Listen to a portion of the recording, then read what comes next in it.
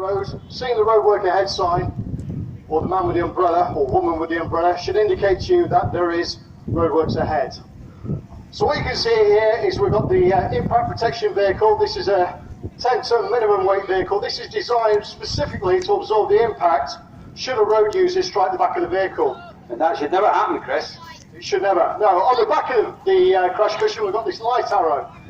So that's visible, I think, up to 2 miles. You should be able to see that with a good sight line. These vehicles, we estimate at the moment, are getting hit.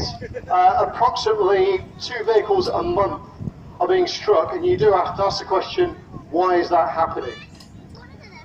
So at the moment, the IPV is parked at the lane closure at the what we call the 7202 sign, or the wicket sign, because it looks like cricket wickets, 200 yards. In reality, these vehicles would be separated.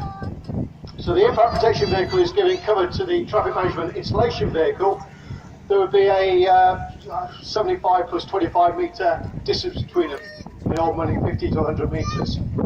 At the same time, the impact protection vehicle has now got its auto impact brake on, so should it be struck and the driver failed to hit the brake, then the brake will trigger. And that auto impact brake will remain on as the convoy goes in formation. So at the moment, we've got Aaron, our traffic management operative. He's installing the directional arrow. So this is the first arrow you'll see, which pushes you across from the dead lane into the live lane. On most smart motorways now, we will have gantries showing a red cross. It is illegal to drive under the red cross, and at the moment there's an educational campaign ongoing to ensure motorists understand that, or our customers. So the first cone has just been installed. Aaron's keeping a good lookout, maintaining that situational awareness. So as he installs the taper, as we call it, he's keeping a lookout on the traffic. This is probably the most hazardous part of the operation, actually installing the taper and pushing the traffic out of the closed lane into the live lane. Yeah, you can just imagine, Chris, at this point in real life, vehicles are travelling past him at 70 miles an hour. That's right. Even with on what we call our relaxed closures, on the term maintenance operations where we do our Cat 1 repairs, where we may not necessarily have a temporary mandatory speed limit or the cover of smart motorways, yes, we've got the road users passing us by at 70 miles per hour.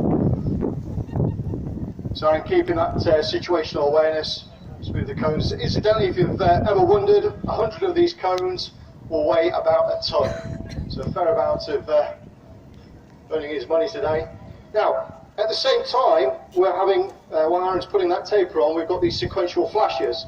So if you walk back here, you will see that the the flashes are flashing in sequence, as the name gives it away. These have been in on our roads now since 2006, and they indicate a stepped closure. So the lamp is talking to, this lamp is actually a very smart lamp. It's talking to this buddy here, and it will also tell me if we have a road closure incursion. We'll talk about that later on.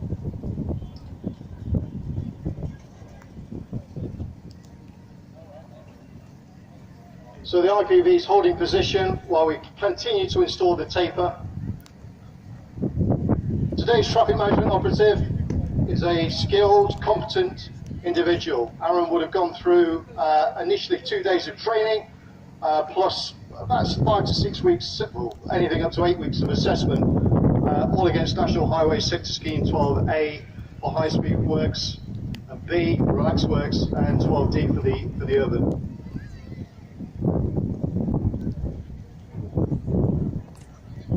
You know that the PPE they wear protective footwear, high reflective trousers, waistcoat, gloves, and a hard hat, plus a head torch to give them task lighting during night time, because that's predominantly when we conduct our operations. Why do we conduct our operations at night? Well, one, because the traffic reduces sufficient enough for us to go out and install our lane closures. To install a lane closure, we're looking at a 1,200 vehicle traffic count per hour to make it, for it safe. We deem it safe enough for it to ask our people to go and install those closures. Also, we're trying to reduce the inconvenience to you, the customer, whilst we're maintaining the network.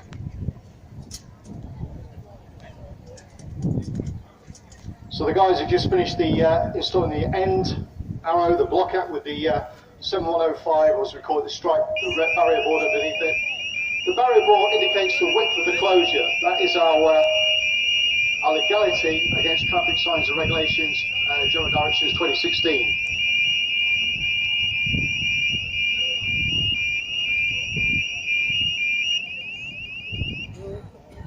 Okay, so we're just on an alarm. Just been disengaged, so we're just going to continue now putting the longitudinal run out.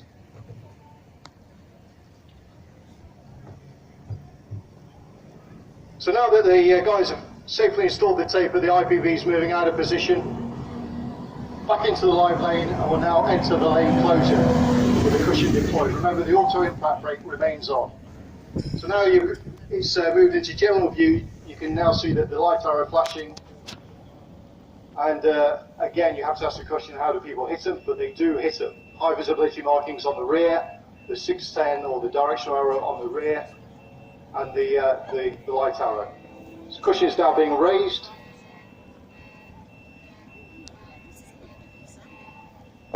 So we're now enclosed, we've actually installed the lane closure. What we're going to simulate now is the installation of a total road closure. And for that we use something called an airlock. And this comes out of the recent Raising the Bar documents.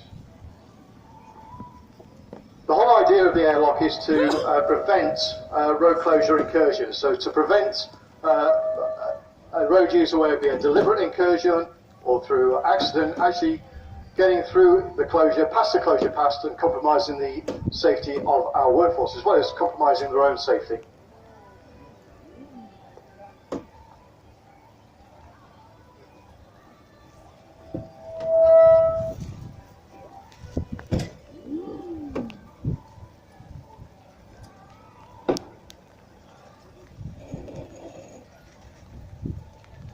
So hopefully, ladies and gentlemen, you can see initially the trouble we go to just to ensure that number one imperative of Highways England safety is maintained.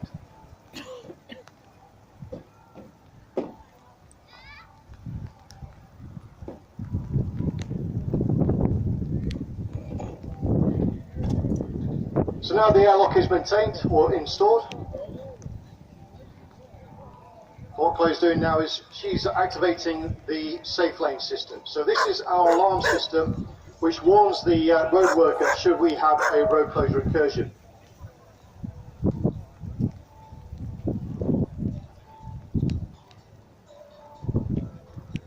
So once the road closure and is fully installed, the temporary traffic management team will inform the contractor that it's now safe to work in.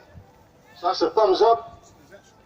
And our WJ here today can then start their temporary or lining operation, whether it be temporary road markings or permanent road markings.